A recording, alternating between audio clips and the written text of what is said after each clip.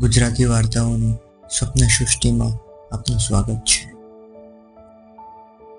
આજની વાર્તા છે ઘોડો અને માણસ। જૂના જમાનાની વાત છે। એ વખતે ઘોડો બીજા પ્રાણીઓની જેમ જંગલમાં છૂટો પડતો અને ચારો ચરતો। એક વખત ઘોડો ઘાસના બીડમાં ચરી રહ્યો હતો। ત્યાં એણે એક મહાકાય હાથીને એમાં ઘૂસી આવેલો જોયો। બીડનું લીલુંછમ ઘાસ જોઈ હાથીએ બીડમાં ધામા નાખ્યા।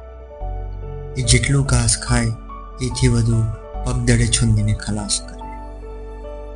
ઘોડાથી આ કેમ સહન થાય, પણ હાથીને અહીંથી કાઢવાનું એના માટે મુશ્કેલ હતું।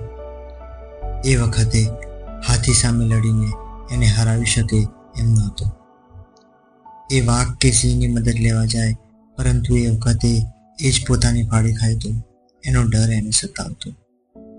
છેવટે એણે માણસની મદદ લેવાનું વિચાર્યું। તેને થયું, માણસ ઘાસ ખાતો નથી, વળી તે બુદ્ધિશાળી છે, એથી એ ગમે તે રીતે હાથીને બગાડી શકશે। એ માણસ પાસે ગયો અને કહ્યું, આ હાથીએ મારા બીડને બચાવી પાડ્યું છે। તમે હાથીને અહીંથી હાંકી કાઢો તો તમારો ઉપકાર કદી નહીં કરું।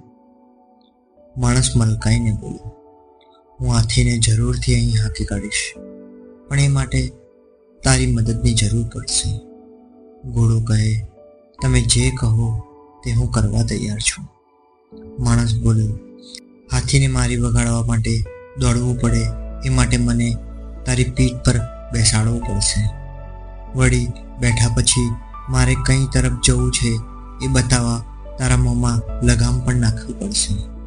ઘોડો બોલ્યો, ભાઈ, હાથીને કાઢવા માટે તમે જે કહો બધું જ કરવા હું સંમત છું। આ બધું તમે મારા માટે જ કરો છો? માણસે ઘોડાની પીઠ પર જીન નાખ્યું અને તે ઉપર ચડી બેઠો। તેણે પોતાની તીરકામઠાથી હાથીને હણ્યો, એથી ઘોડાને નિરાંત થઈ, પણ તેના મોંમાં નાખેલ લગામથી એને ખૂંચતા તે બોલ્યો, ભાઈ, હવે કામ પૂરું થયું કે નહીં? તમે હવે લગામ અને પલાણ કાઢો અને જરા હેઠા ઉતરો તો। પણ માણસને ઘોડાની સવારી ફાવી ગઈ હતી। એણે મોઢામાંથી ન ચોકઠું કાઢ્યું કે ન પલાણ ઉતાર્યું। હવે તો પોતાની મરજી પ્રમાણે ઘોડાને ચલાવવા લાગ્યો। ત્યારથી માણસ ઘોડાનો માલિક બની બેઠો છે। તો દોસ્તો, આ વાર્તાથી આપણને એ શીખ મળે છે કે બીજાની ગરજ રાખીએ તો હંમેશા ગુલામી આવે।